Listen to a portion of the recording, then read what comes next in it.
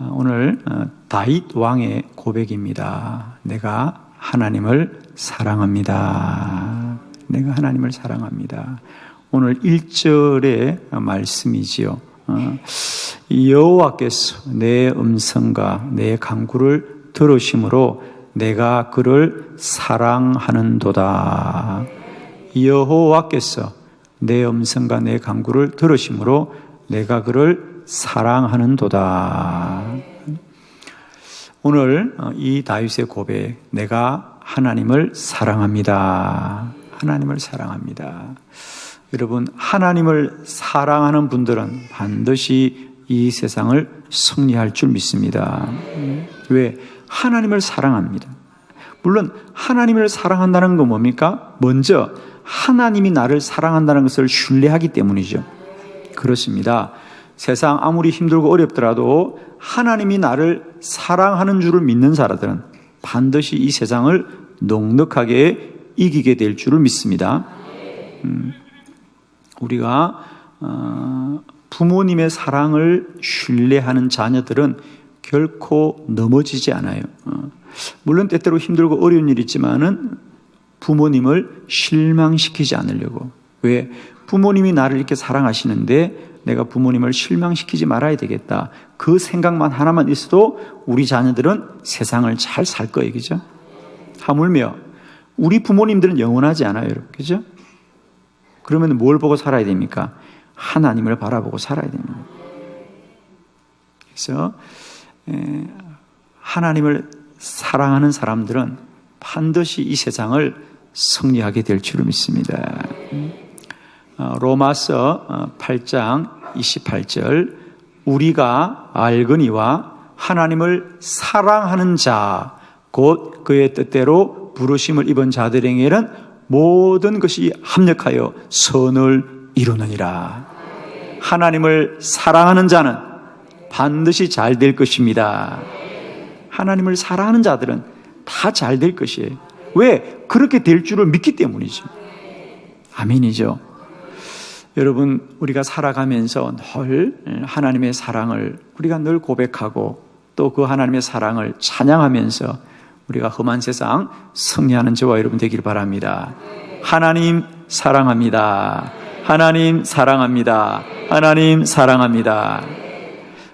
다윗 왕은 정말 미천한 사람이었죠. 목동이었습니다. 그죠?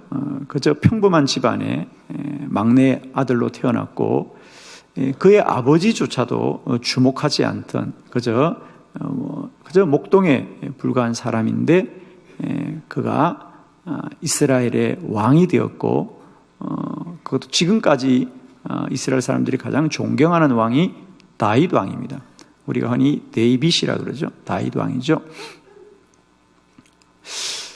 어떻게 다윗은 이렇게 훌륭한 사람이 되었을까? 그 고백은 바로 여기 있죠. 다윗은 하나님을 사랑합니다. 내가 하나님을 사랑합니다. 실제로 다윗은 이스라엘의 왕이 되었을 때도 가장 먼저 한 것은 자신의 유익을 취하는 일이 아니라 잃어버린 하나님의 법궤를 가장 먼저 찾아왔죠.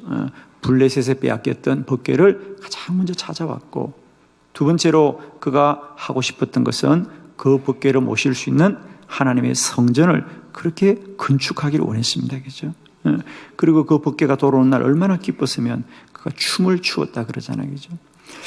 다윗은 정말로 하나님을 사랑하는 자였습니다. 그러자 그가 또한 하나님의 사랑하심을 누린 자가 된 줄로 믿습니다. 자, 오늘 말씀을 통하여서 우리는 그러면 다윗은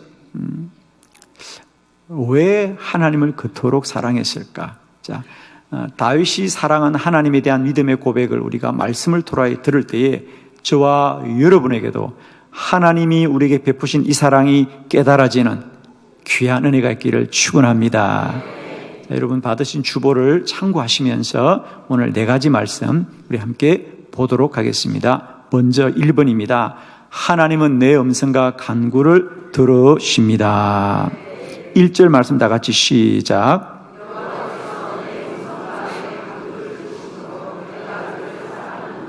아멘. 다윗의 고백입니다. 여호와께서 내 음성과 내 간구를 들으심으로 내가 그를 사랑하는도다. 다윗이 하나님을 사랑하는 첫 번째 이유는 뭐냐? 하나님은 나의 음성과 나의 간구를 들으시는 분입니다. 여러분, 우리가 이 땅에서 기도하면 하나님은 반드시 저와 여러분의 기도를 들으시는 줄을 믿습니다. 그런데 오늘 다윗은 이렇게 고백하네요. 그냥 하나님이 나의 기도를 들으십니다, 이렇게 하지 않으시고요, 여호와께서 무엇을 들으신다? 나의 음성을 들으시는군요. 나의 음성을 아시는군요.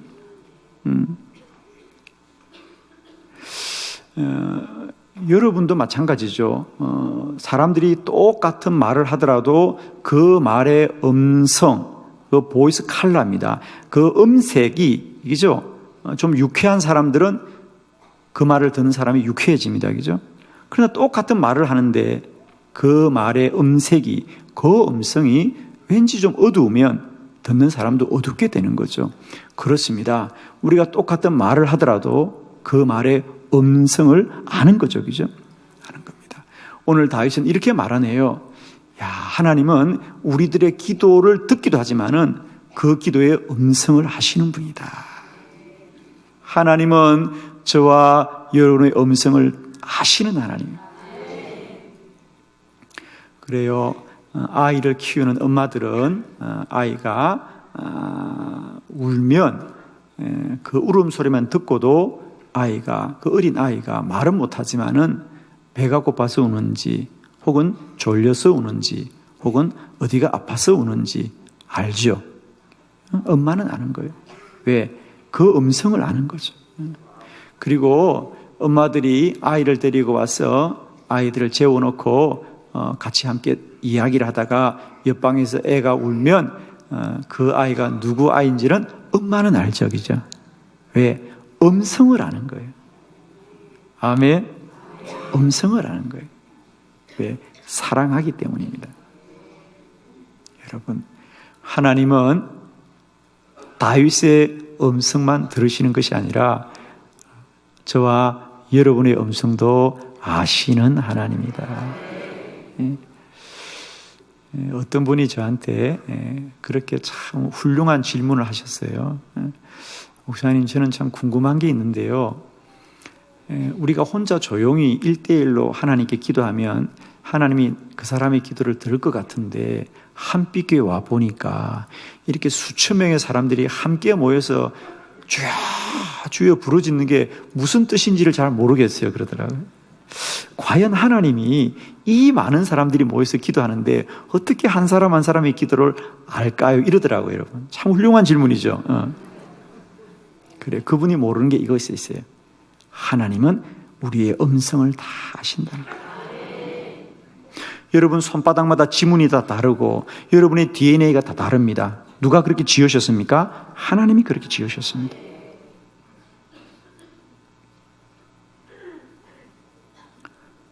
예수님이 길을 갈 때 많은 사람이 예수님께 찾아왔지요. 많은 사람이 주님께 도움을 받고 싶었지만 주님을 제대로 만날 수가 없었지요. 그래서 12해 동안이나 혈루증 이 앓던 여인은 주님께 말 한마디 하지 못하고 얼굴도 대하지 못하고 다만 몰래 뒷자리에서 주의 옷자락을 만졌을 뿐인데 그 시로 그의 혈루증이 나음받은 줄로 믿습니다. 왜? 주님은 아시는 거죠. 사람들은 몰라요. 사람들은 이렇게 많은 사람들이 이렇게 주님을 밀치는데 누가 누군지를 사람들은 모르지만은 사람을 사랑하시는 주님은 누가 기도하는지를 아시는 주님이시죠. 다윗은 이미 이런 하나님을 만났던 거예요. 하나님은 우리의 기도 소리만을 듣는 분이 아니라 그 음성을 아시는 주님입니다. 아멘이죠. 하나님은 나의 음성을 들으시는구나. 얼마나 귀한 고백인지. 이것은 하나님을 만난 자만이 고백할 수 있는 겁니다. 하나님이 나의 음성을 들으셨어요. 하나님이 나의 음성만 듣고도 알아주셨어요. 아멘이죠.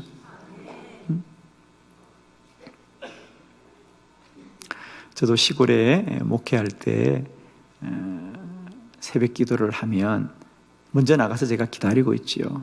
그러면 이제 사람들이 오기 전에는 조용히 기도하고 있는데 그 당시는 성도들이 많지 않으니까 그냥 새벽에 한 사람 한 사람 오면요, 저희들은 신발을 벗고 들어왔거든요. 그러니까 맨발로 그 조용한 새벽 예배당에 들어오면 성도들마다 발자국 소리가 다 달라요. 저는 25년을 목회했기 때문에 눈을 감고 기도해도 발자국 소리만 들어도 이 집, 3집, 김 집, 3집 다 알게 되었어요. 아멘이시죠? 아멘이에요. 성도들의 발자국 소리만 들어도 그를 알지요.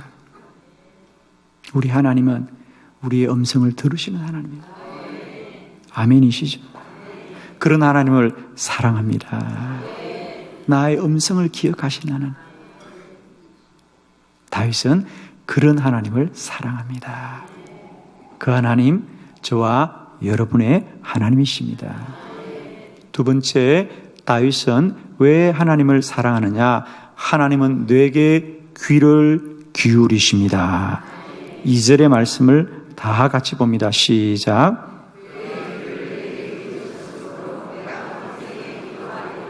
아멘. 그의 귀를 내게 기울이셨으므로, 하나님이죠. 하나님이 귀를 내게 기울이셨으므로 내가 평생에 기도하리로다. 나는 살아가는 날 동안 쉬지 않고 계속해서 기도하겠습니다. 내가 평생에 기도하겠습니다. 왜? 하나님이 귀를 기울이고 있습니다. 물론 우리가 기도하면 하나님이 듣지요. 그런데 다윗은 놀라운 고백을 하는 거예요. 내가 기도할 때만 하나님이 듣는 것이 아니라 알고 보니까 내가 기도하지 않을 때도 하나님은 늘 귀를 기울이신다.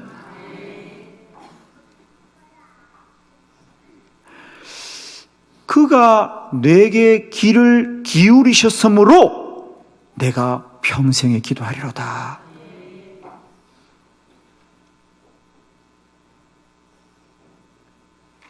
그래요. 다윗이 어느 날 깜짝 놀란 건 이거였지요.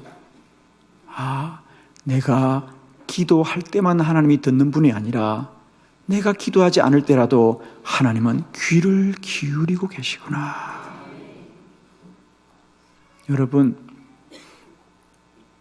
예수님이 우리에게 탕자의 비유를 말씀해 주셨는데 어느 날 탕자가 내가 집으로 돌아가야 되겠다, 내가 아버지 집으로 가야 되겠다 라는 생각이 들었다 그랬잖아요. 그죠? 생각이 들어서 그날 집으로 돌아가자 아버지가 동네 어귀에서 아들을 기다리고 있었다 그랬습니다. 아버지는 그날 아들이 올 줄 알고 기다렸을까요? 그날 집에 간다고 연락했기 때문에 아버지가 기다렸을까요? 아니에요. 아버지는 아들이 집을 나간 그날부터 하루도 빠지지 않고 집으로 돌아올 아들을 기다리고 있었던 거죠. 우리가 기도할 때만 귀를 기울이는 하나님이 아니라 언제나 귀를 기울이시는 하나님이시다.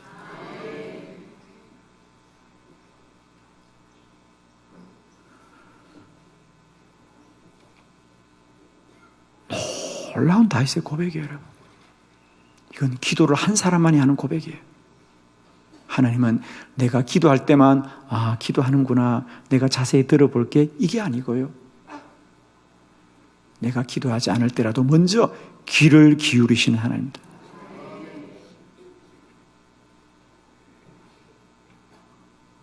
그래서 다윗은 고백합니다. 나는 평생에 기도하겠습니다. 왜? 하나님이 나를 기다리고 있기 때문이다. 여러분, 기도는 사람의 일이 아니라 하나님의 일입니다. 우리가 기도하기 원하는 것보다 하나님이 더 원하시고 오늘도 귀를 기울이신다. 우리는 피곤하여 지쳐 쓰러질지라도 하나님은 졸지도 주무시지도 않는 하나님이라고 성경은 말하고 있죠. 왜 안 졸입니까? 왜 안 주무십니까? 그래요. 내 자녀들이, 내 사랑하는 자녀들이 언제 내게 올지를 알지 못하기 때문에 귀를 기울이시는 하나님입니다. 다윗은 이 하나님을 이미 만났던 거지. 여러분 꼭 기억합시다. 기도는 내가 기도할 때만 하나님이 듣는 게 아니다. 내가 기도하지 않을 때도 먼저 귀를 기울이시고 오늘은 기도할까? 오늘은 기도할까? 우리 한 사람 한 사람에게 귀를 기울이시는 하나님이시죠.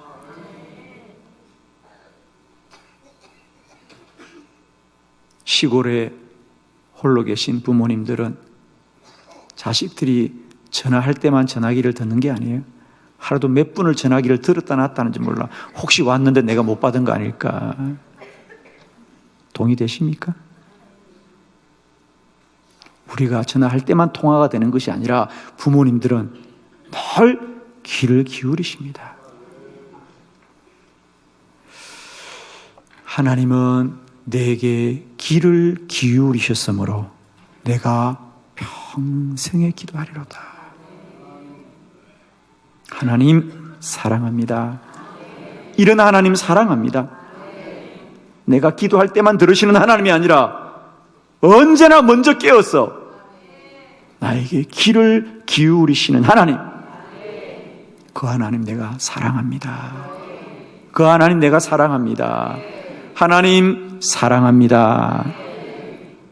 세 번째, 다윗이 하나님을 사랑한다고 고백하는 이유. 하나님은 나의 환난과 슬픔을 이기게 합니다. 3절로 4절입니다. 3절, 사망의 줄이 나를 두르고 수월의 고통이 내게 이름으로 내가 환난과 슬픔을 만났을 때에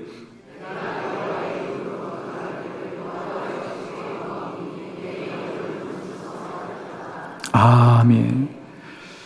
다윗이 하나님을 사랑한다고 고백하는 것은 그 하나님이 나의 모든 사망의 줄과 수월의 고통이 내게 이르렀어도 하나님은 나를 그 사망의 줄과 수월의 고통에서 구원하십니다.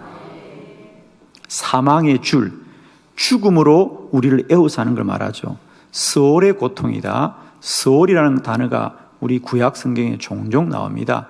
수월이라는 것은 말 그대로 하면 가장 깊은 우리 땅 속의 끝자락을 얘기하죠. 땅의 가장 깊은 곳, 가장 고통이 심한 곳이라고 생각합니다. 그래서 오늘 우리가 흔히 그냥 생각하기는 지옥이라고 생각하면 되는 거죠. 가장 깊은 땅속 깊은 곳에 우리를 빠뜨린다, 그런 뜻입니다. 오늘 지옥과 같은 곳이죠. 오늘 다윗은 그렇게 말합니다. 내가 지금 처한 나의 삶이 사망의 줄이 나를 두르고 지옥의 고통 같고 환난과 슬픔이 나에게 임하였구나. 오늘 시편 116편은 우리 구약 성경에 나오는 사무엘하 15장, 16장, 17장의 역사적인 사실을 배경으로 하고 있습니다. 오늘 다윗이 과연 정말 내가 사망의 줄에 매였고 수월의 고통이 내게 임하였다고 하는 것은 우리가 그 사실을 알면 동의가 되죠. 사무엘하 15장으로부터 17장을 보면 다윗이 이스라엘의 왕으로 있을 때 가장 큰 어려움을 당합니다. 어느 날 그의 아들 압살롬이 사람들을 선동해서 반란을 일으키게 되죠. 그래서 사무엘하 15장 31절에 보면 다윗이 도망을 가잖아요. 그죠? 기억나시죠? 머리도 풀고 신발도 신지 못하고 도망을 갑니다. 그런 그의 삶에 다시 겪고 싶지 않은 그런 고난이 임했죠. 우리가 전쟁을 해서 남의 나라에 패하여도 억울한데 아들이 아버지에게 반란을 일으켜서 산으로 쫓겨가는 아버지의 심정이 어떠하겠습니까? 그러니 오늘 그는 말하죠. 사망의 줄이 나를 에워쌌구나. 수월의 고통이 내게 임하였구나. 여러분, 우리들의 말로만 뭐죠? 사는 게 지옥 같아. 여러분의 얼굴은 전혀 안 그러신 분들입니다. 그죠? 늘 사는 게 다 천국 같으시죠? 그러셔야 됩니다. 그러나 우리 중에 어떤 분들은 사는 게 지옥 같아. 사는 게 지옥 같아. 그런 분들이 분명히 있습니다. 사랑하는 성도 여러분, 사람의 눈으로 보면 세상 사는 게 지옥 같을지라도 하나님은 우리를 구원하시는 하나님입니다. 우리가 잘 아는 대로 그런 아들의 반란을 하나님이 이기게 하여 주시었어. 다윗이 지금까지도 이스라엘의 영원한 왕이 된 줄로 믿습니다. 그때 다윗이 기도합니다. 하나님, 저들의 모래악이 어리석게 해달라고 기도하자. 하나님이 그 기도를 들으시고 다시 다윗을 이스라엘의 왕으로 세워주셨습니다. 이런 역사적인 사실이 오늘 고백을 만들어냅니다. 내가 하나님을 사랑합니다. 하나님은 사망의 줄에서, 스올의 고통에서 나를 구원하여 주셨습니다. 이 하나님이 오늘도 저와 여러분의 하나님입니다. 여러분, 사는 게 지옥 같습니까? 그러나 하나님은 우리를 날마다 천국으로 인도하실 줄로 믿습니다. 하나님 우리를 모든 환난과 슬픔에서 구원하십니다. 네 번째, 하나님은 나를 후대하십니다. 6절로 7절을 교독합니다. 여호와께서는 순전한 자를 지키시나니 내가 어려울 때 나를 구원하셨도다.